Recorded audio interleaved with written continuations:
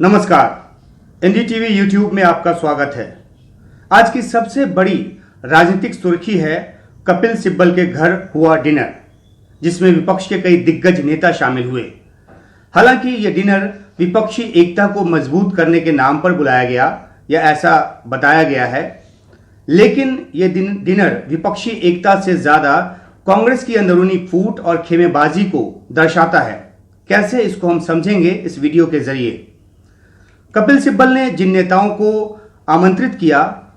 उनमें ज्यादातर उन पार्टी के नेता हैं जिनके साथ राहुल गांधी लगातार पिछले कुछ दिनों से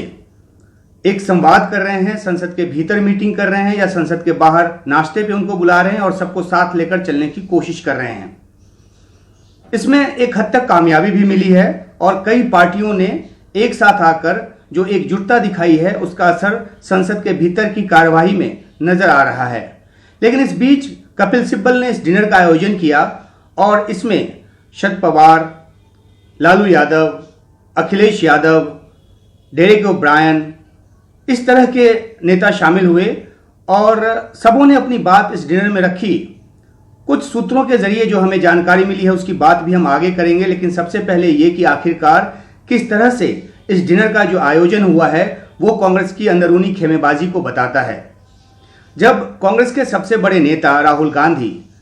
लगातार इस कोशिश में जुटे हैं, तो इस बीच में कपिल सिब्बल का इस तरह का डिनर का आयोजन करना अपने आप में एक सवाल खड़े करता है जो कई कांग्रेस जन भी पूछ रहे हैं। हालांकि कोई सामने आकर बोलना नहीं चाहता,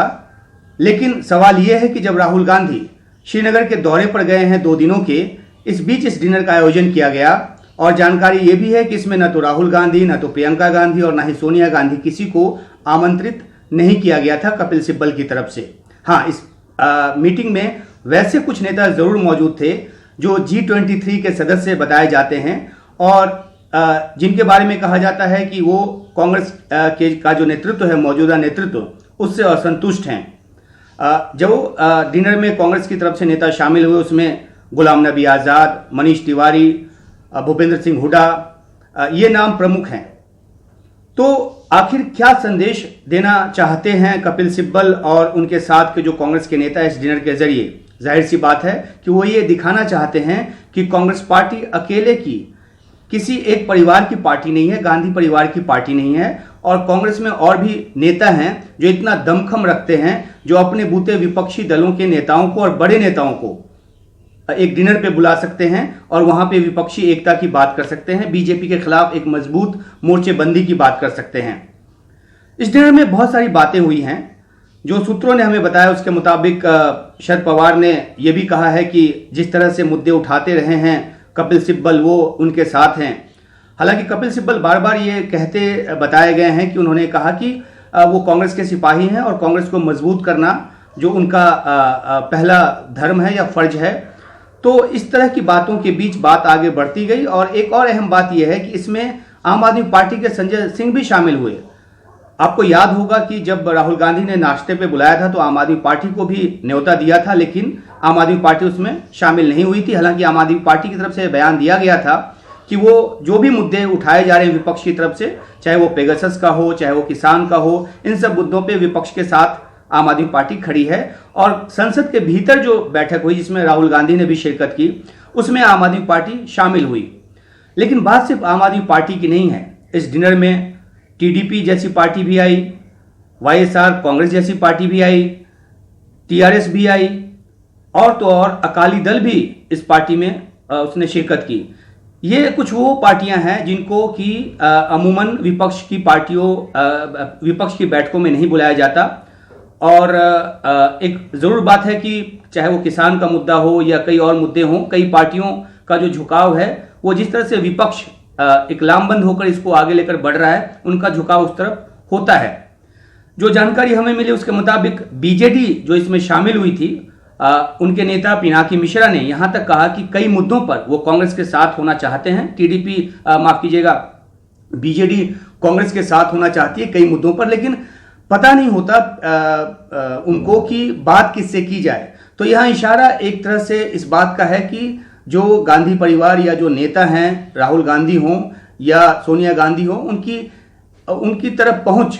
जो है वो बहुत आसान नहीं है। कोई सीधे तौर पे उनसे जल्दी मुलाकात नहीं कर सकता या उनसे सीधा संपर्क नहीं हो सकता। इस तरफ इशारा बताया जाता है इस पंक्ति के जरिए। एक अहम बात ये भी सुनने में आई कि जो लालू यादव की तरफ से कहा गया कि विपक्ष को एकजुट होने की जरूरत है और जो पहचान है कपिल सिब्बल की हो या गुलाम नबी आजाद की हो, इनकी पहचान का फायदा उठाए जाने की जरूरत है विपक्षी एकता को मजबूत करने के लिए। तो इन सब बातों का लब्बुलुबाब ये है कि तमाम विपक्ष के जो वरिष्ठतम नेता यहां पर जुटे तो वो भी चाहते हैं कि या तो कांग्रेस पार्टी एकजुट होकर आगे बढ़े और जिन पार्टी नेताओं को दरकिनार किए जाने की बात है या दरकिनार अगर नहीं भी किया गया तो जो असंतुष्ट हैं कई मुद्दों को लेकर, चाहे वो प्रेसिडेंसी की इलेक्शन को लेकर हो, कांग्रेस प्रेसिडेंसी की इलेक्शन को लेकर हो, उनको चुनने के लेकर हो, और जैसा कि चिट्ठी भी लिखा गया था कि पूर्णकालिक अध्यक्ष चाहिए, तो उन सब मुद्दों को लेकर जो बातें हैं वो कांग्रेस के अंदरूनी प्लेटफॉर्म पे या सार्वजनिक तौर पे ये G23 के नेता रखते रहे हैं, लेकिन इस पर भी चर्चा वहां पर हुई। हालांकि फिर से एक बार मैं बताऊं कि कपिल सिब्बल लगातार बार बार ये कहते सुने गए कि वो कांग्रेस के सिपाही हैं और कांग्रेस को मजबूत करने की दिशा में वो काम कर रहे हैं। लेकिन फिर सवाल यहीं पर आकर खड़ा उठता है कि आखिरकार अगर कांग्रेस को मजबूत करने की बात है और इस सिलसिले में ये डिनर है तो फिर इस डिनर को उस समय क्यों नहीं रखा जा सकता था जब राहुल गांधी भी शहर में मौजूद हों, या उनको न्योता क्यों नहीं भेजा जा सकता था, क्योंकि ये जानकारी कहती है कि न्योता भी उनको नहीं भेजा गया।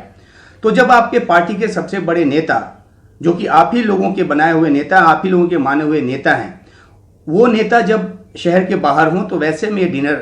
का आयोजन अपने आप में एक सवाल तो खड़े करता ही है। और एक जानकारी ये भी है कि जो अकाली दल है उनकी तरफ से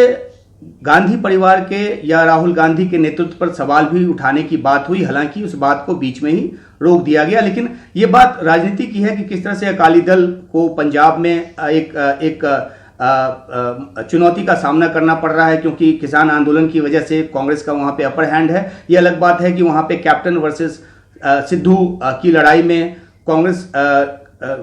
को भी कुछ चुनौतियों का सामना करना पड़ सकता है। हालांकि उस झगड़े को सुलझाने की कोशिश हुई है और एक वर्किंग जो एक फॉर्मूला है वो बना दिया गया है, उसके तहत पार्टी वहां आगे बढ़ रही है। तो पंजाब की राजनीति के हिसाब से अकाली दल का इस तरह का रुख जो है वो चौंकाने वाला नहीं है, और क्योंकि अकाली दल को पहला ऐसा प्लेटफॉर्म मिला इस डिनर के रूप में जहां पे तमाम दूसरी अपोजिशन पार्टीज के साथ वो खड़ी हो सकती है, और किसान के मुद्दे पर क्योंकि वो एनडीए से पहले ही अलग हो चुकी है ये पार्टी, तो ऐसे में अब उसके सामने रास्ता यही बचता है कि जो अपोजिशन पार्टीज जो लामबंद हो रहे हैं उसके साथ वो अपनी एक अटैचमेंट दिखाए। तो अलग अलग पार्टियों ने अपनी राय अलग अलग रखी। जहां तक बात है कि सबको मिलजुल कर एक मजबूत विपक्ष बनाना है, तो इस बात से तो सभी इत्तेफाक रखते हैं, लेकिन बात आकर वहीं जो सवालात जो हैं वहीं पर उठते हैं कि आखिरकार इसमें कांग्रेस के वही नेता क्यों शामिल हुए जिनको असंतुष्ट बताया जाता है। हालांकि उनमें से कई नेताओं को काफी कुछ तरीके से संतुष्ट करने की कोशिश भी हुई है, लेकिन फिर भी ये डिनर ये बताता है कि वो पूरी तरह से संतुष्ट नहीं है, और अभी भी जब भी जहां भी उनको मौका मिल रहा है वो अपनी तरफ खींचने की कोशिश कर रहे हैं लाइमलाइट को, और एक पावर सेंटर बनने की कोशिश कर रहे हैं। एक अहम बात इस मीटिंग में यह भी हुई कि सबों ने अहमद पटेल को याद किया और कहा कि उनकी कमी खलती है। अहमद पटेल वो एक ताकत थे